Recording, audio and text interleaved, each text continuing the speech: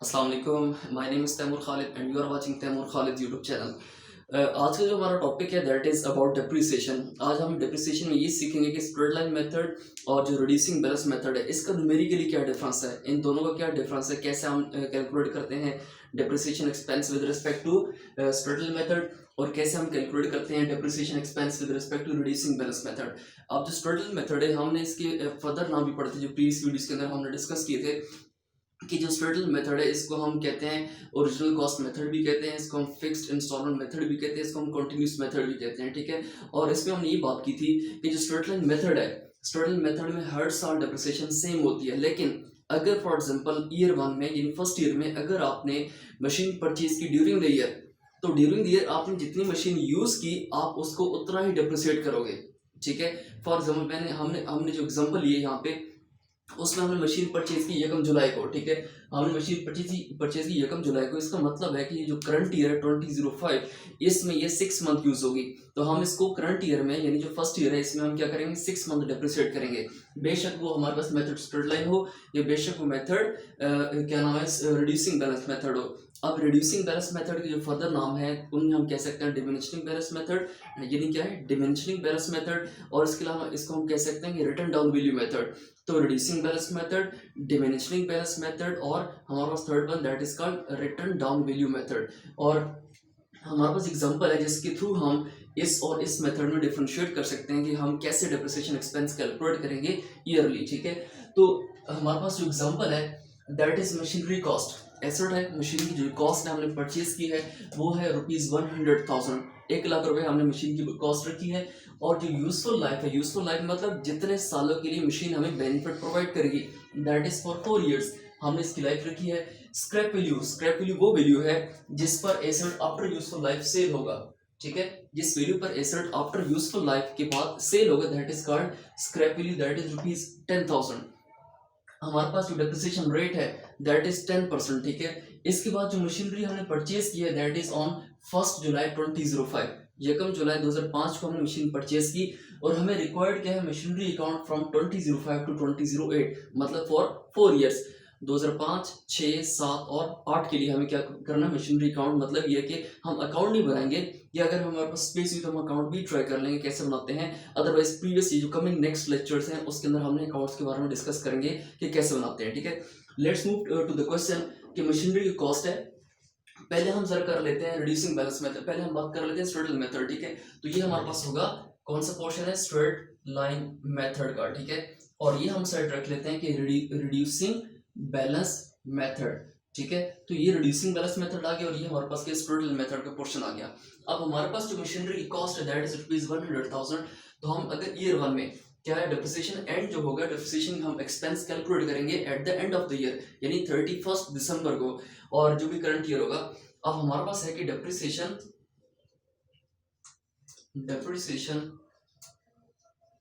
Expense on 31 दिसंबर 2005। ठीक है, यानी ऑन या एट आप कर लें। ठीक है, 31 दिसंबर 2005 को ईयर 1 है। ठीक है, ये हमारे पास के ईयर 1 है। कैसे कैलकुलेट करेंगे, सिंपल, आपके पास जो डिप्रिसिएशन जो कॉस्ट है, सॉरी जो मशीन की कॉस्ट है दैट इज ₹100,000।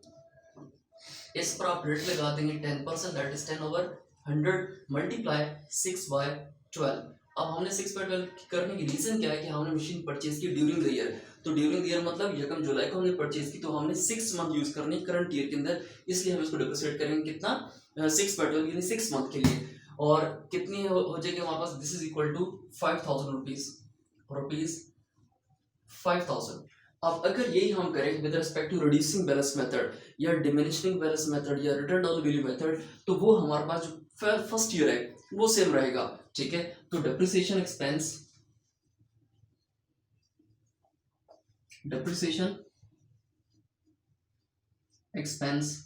ऑन 31 दिसंबर 2005। ठीक है, ये हमारे पास ईयर 1 है। इसमें कैसे होगा, सिंपल, हमारे पास क्या है जो कॉस्ट प्राइस है दैट इज ₹100,000 मशीन की, इस पर हम रेट लगाएंगे दैट इज 10%, 10/100 इनटू अपॉर्चुनेट करेंगे 6/12 की, this is also equal to ₹5,000। ठीक है, पर एनम इस लिहाज से, ठीक है, यानी इस करंट ईयर में यहाँ उसकी डिप्रिसिएशन 5000 है 2005 की, ठीक है। इसके बाद हम क्या करेंगे, हमने ये भी पढ़ा हुआ है, प्रीवियस लेक्चर में हमने सीखा है कि जो स्ट्रटल मेथड है इसमें हर साल डिप्रिसिएशन सेम रहती है, ठीक है। और लेकिन जो रिड्यूसिंग बैलेंस मेथड है इसमें क्या होता है कि पहले पहले यानी जो स्टार्टिंग ईयर्स है उसमें डिप्रिसिएशन एक्सपेंस ज़्यादा होगा, लेकिन जो कमिंग ईयर्स है उसकी बात यानी जो बाद में आने वाले साल है उसमें डिप्रिसिएशन एक्सपेंस रिड्यूस हो जाएगा। रीज़न क्या है कि इसमें हमेशा रिड्यूसिंग बैलेंस मेथड में हम जो कैरिंग वैल्यू आती है एसेट की उस पर डिप्रिसिएशन चार्ज करते हैं, और जो स्ट्रटल मेथड है, स्ट्रटल मेथड में हमेशा जो डिप्रिसिएशन रेट चार्ज होगा that is always on cost price, ठीक है। स्ट्रटल मेथड में हमेशा कॉस्ट प्राइस पर एक्सपेंस चार्ज होगा, डिप्रिसिएशन का जो रेट है वो किस पे चार्ज होगा, हमेशा कॉस्ट प्राइस पे। लेकिन जो रिड्यूसिंग बैलेंस मेथड है इसमें कॉस्ट प्राइस पे हमेशा चार्ज नहीं होगा, सिर्फ फर्स्ट ईयर में कॉस्ट प्राइस पे चार्ज होगा रेट डिप्रिसिएशन का, लेकिन उसके बाद जो कमिंग ईयर्स हैं यानी जो उसके बाद में आने वाले साल हैं उसमें हमेशा ये किस पर चार्ज होगा, कैरिंग वैल्यू पर। अब कैरिंग वैल्यू क्या होती है, हमने सीखा था carrying value is equal to, हमारे पास एक कॉस्ट प्राइस है, एसेट की कॉस्ट प्राइस है, इसमें से हम लेस करते हैं accumulated depreciation, accumulated depreciation less करेंगे तो जो वैल्यू आएगी that is called carrying value. ये हमारे पास क्या है, कैरिंग वैल्यू, ठीक है, कैरिंग वैल्यू। और कैरिंग वैल्यू वो वैल्यू होती है जिस वैल्यू पर एसेट मूव करता है फाइनेंशियल पोजीशन के अंदर यानी बैलेंस शीट के अंदर, ठीक है। तो हमारे पास फर्स्ट ईयर की ये कैलकुलेट होगी, यहाँ पर भी ये कैलकुलेट होगी। अब जो ईयर 2 है, ईयर 2 में हम करेंगे जरा डेप्रिसिएशन, ये हमारा ईयर 1 है तो ईयर डेप्रिसिएशन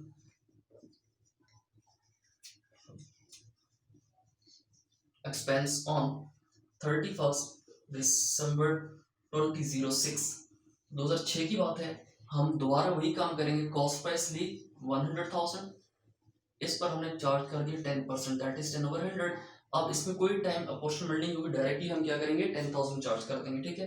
तो दैट इज ₹10,000, दैट इज ₹10,000, ठीक है। इसके बाद जो यहाँ पे होगा, अब यहाँ पे हमारा थोड़ा सा काम चेंज होगा, क्या चेंज होगा, डेप्रिसिएशन एक्सपेंस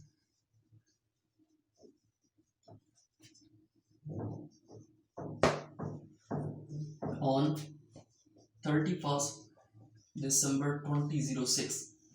अब इसमें क्या होगा, कैसे हमने करना है, इंतहाई सिंपल है। आपने करना ये है कि जो हमारे पास प्रीवियस ईयर के जो कॉस्ट प्राइस है या जो कैरिंग वैल्यू होगी उसमें से उसी साल का जो डेप्रिसिएशन एक्सपेंस होगा वो लेस करेंगे।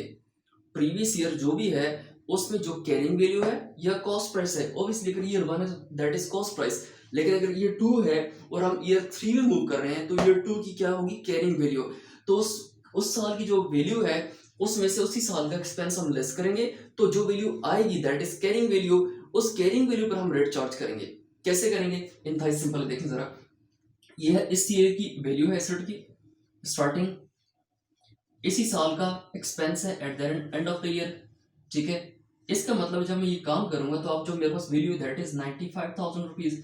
अब 95,000 क्या है कि ईयर एंड पर, ईयर फर्स्ट ईयर के एंड पर इस एसेट की वैल्यू थी बुक्स ऑफ अकाउंट्स के अंदर, यानी जो फाइनेंशियल पोजीशन है या बैलेंस शीट है उस बैलेंस शीट में asset at the end of first year, at the end of first year इस वैल्यू पर मूव कर रहा था। अब यही वैल्यू क्या है, ईयर 2 के स्टार्ट में है, ईयर 2 के लिए ब्रॉड ऑन है और ईयर 1 के लिए ऐसा कैरी डाउन है। इस पर हम चार्ज करेंगे कितने परसेंट, 10%। तो 10% कैसे, 10/100, and this is equal to क्या आ जाएगी, 9500 रुपीज, 9500 आ जाएगी हमारे पास वैल्यू ईयर 2 की डिप्रिसिएशन, ठीक है।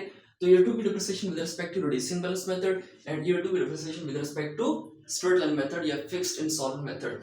इसके बाद हमारे पास जो ईयर 3 है, डिप्रिसिएशन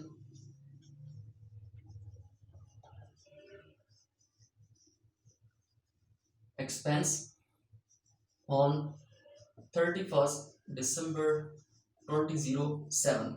अब इसमें क्या होगा, इंतहाई सिंपल मेथड है, ठीक है। दोबारा हमने सीखा हुआ है कि हमेशा किस पर चार्ज करेंगे डिप्रिसिएशन रेट, हमेशा कॉस्ट प्राइस पर। तो कॉस्ट प्राइस क्या है हमारे पास, ऑलवेज 100,000 इनटू 10/100। अब कोई अपॉर्चुनिटी नहीं है, पूरा साल ऐसा यूज हुआ है, इसका मतलब कितनी वैल्यू आ जाएगी हमारे पास, इसमें दोबारा 10,000, ठीक है, रुपीज 10,000। तो 5,000 10,000 10,000। लेकिन अब कैरिंग जो आपका रिड्यूसिंग बैलेंस मेथड है उसमें थोड़ा सा डिफरेंट होगा। वो थोड़ा डिफरेंट होगा, मतलब ऐसे ही काम करेंगे हम। तो डेप्रिसिएशन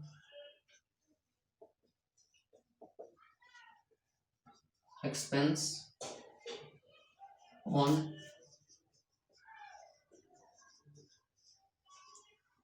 2007 एग्जैक्टली। अब ये कैसे चार्ज करेंगे? इंतहाई सिंपल है। हमने क्या किया कि हमने ये बात की थी कि जो प्रीवियस ईयर की वैल्यू होगी, प्रीवियस ईयर की जो वैल्यू होगी उसमें से प्रीवियस ईयर का जो हमारा डिप्रिसिएशन एक्सपेंस होगा, अब this is the opening value, हम ओपनिंग वैल्यू में से उस साल का एक्सपेंस जो डिप्रिसिएशन एक्सपेंस है वो लेस करेंगे। लेस करने के बाद जो वैल्यू आएगी that is the carrying value at the end of that year. मतलब ये कि जब मैं 9500 में से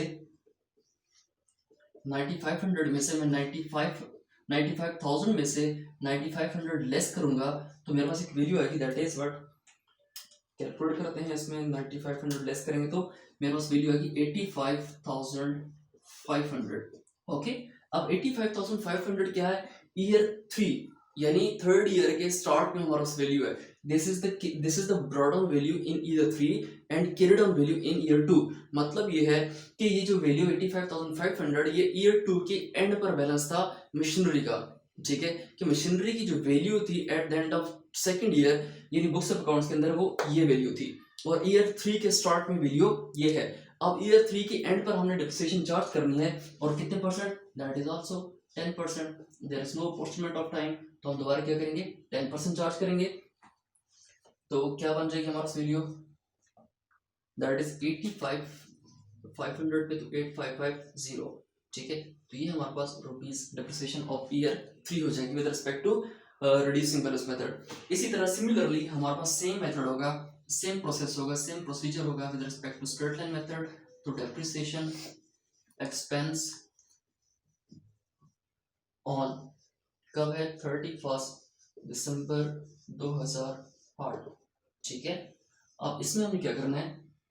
वही cost price that is 100,000 at the rate 10%, तो 10 by 100 and this is also equal to 10,000 rupees because same depreciation expense each year होता है in case of Straddle method। 10,000 क्या आ गया? इसके अलावा जो फर्दर हमारे पास है in case of reducing balance method that is depreciation expense 2008 के एंड पर है हमारे पास। तो depreciation expense कब है? on 31 दिसंबर 2008। 2008 को हमारा ये क्या इस पे एक्सपेंस आएगा? आप देखें, this is the value at the start of the year 3। ठीक है, अब ईयर 3 के एंड पर जो मशीन की वैल्यू है बुक्स ऑफ अकाउंट्स में with respect to reducing balance method वो आप जरा कैलकुलेट कर सकते हैं। 85,500 इसमें से माइनस कर लेंगे 8550, ये लेस करेंगे तो इसमें से लेस करने के बाद वैल्यू क्या आएगी? 85,500 minus 8550 this is equal to 76,950।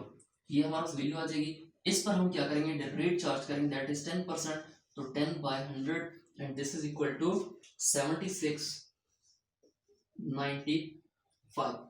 ठीक है, तो ये हमारे पास रुपीज ये एक्सपेंस आ जाएगा एट द एंड ऑफ कौन सा? At the end of fourth year.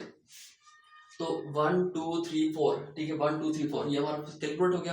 तो अल्टीमेटली इसका मतलब ये कि हमारे पास ये चीज कैलकुलेट होगी। अगर हमने अगर मशीनरी अकाउंट बनाना है तो लेट्स सी एक मिनट हमारे पास अब हमारे पास क्या है? ईयर 1 में हमारे पास ये डिप्रिसिएशन का रेट था, इसके अलावा ईयर 2 में डिप्रिसिएशन एक्सपेंस ये था, ईयर 3 में डिप्रिसिएशन एक्सपेंस ये था, ईयर 4 में डिप्रिसिएशन एक्सपेंस ये था। इस तरह जो रिड्यूसिंग बैलेंस मेथड है उसमें डिप्रिसिएशन एक्सपेंस ये था first year, second year, third year and in fourth year. अब हमने बात की थी कि जो स्ट्रेडल मेथड है उसमें सेम डिप्रिसिएशन एक्सपेंस रहते हैं हर साल irrespective of first year purchase of machinery या परचेज ऑफ एसेट। ठीक है, लेकिन जो रिड्यूसिंग बैलेंस मेथड है या जो हमारे पास रिटर्न डाउन वैल्यू मेथड है इसमें क्या होता है कि पहले एक्सपेंस आपका ज्यादा होता है फिर उसके साथ आहिस्ता आहिस्ता कम होता जाता है। अभी फर्स्ट ईयर में 5,000 इसलिए है बिकॉज हमने 6 मंथ डिप्रिसिएट किया। अगर होल ईयर होता that would be equal to 10,000। अब 10,000 होता है फॉर एग्जाम्पल, तो ये 9500, उसके बाद फिर कम, और फिर उसके बाद फिर कम। रीजन क्या है कि रीजन ये है कि जो कैरिंग वैल्यू वो with the pass of time कम होती जा रही है। तो कैरिंग वैल्यू कैसे कैलकुलेट करनी है? सिंपल, जो कॉस्ट है उसमें से आप एक्यूमुलेटेड डेप्रिसिएशन लेस करो, या सिंपल किस तरह कि अगर मैंने ये कैरिंग वैल्यू फाइंड करनी है तो मेरा कॉस्ट प्लस ये है, इसमें से एक्सपेंस लेस करूंगा तो मेरे पास कैरिंग वैल्यू आ जाएगी इस साल की।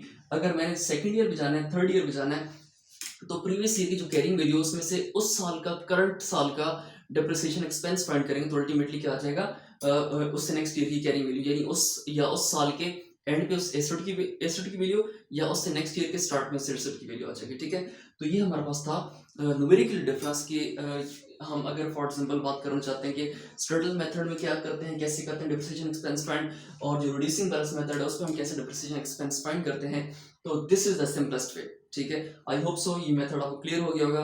अब कैसे पुटिंग कैसे करनी है कि हम जो मशीनरी अकाउंट बनाएंगे, जो हमारा सिंपल सॉर्ट ऑफ लेजर होता है, जिसका अगर फॉर एग्जाम्पल मैं बताऊं आपको तो कैसे स्केड्यूल होता है, हमने नेक्स्ट उसमें पढ़ना भी है। ठीक है, ये डेट हो जाएगा, इसके अलावा ये पर्टिकुलर्स, ये दोबारा हमारे पास रुपीज, ये डेट, फिर ये पर्टिकुलर्स, फिर हमारे पास रुपीज। ठीक है, तो ये हमारा से एक छोटा सा मशीनरी अकाउंट बनेगा। तो अल्टीमेटली हम क्या करेंगे कि कमिंग लेक्चर्स में आपको मैं डिटेल में समझाऊंगा कैसे वो बनाते हैं। ठीक है, और कैसे पुटिंग कैसे करनी है, एंट्रीज क्या होंगी, जब हम मशीन परचेज करेंगे तो एंट्री क्या होगी, सेल करेंगे एंट्री क्या होगी।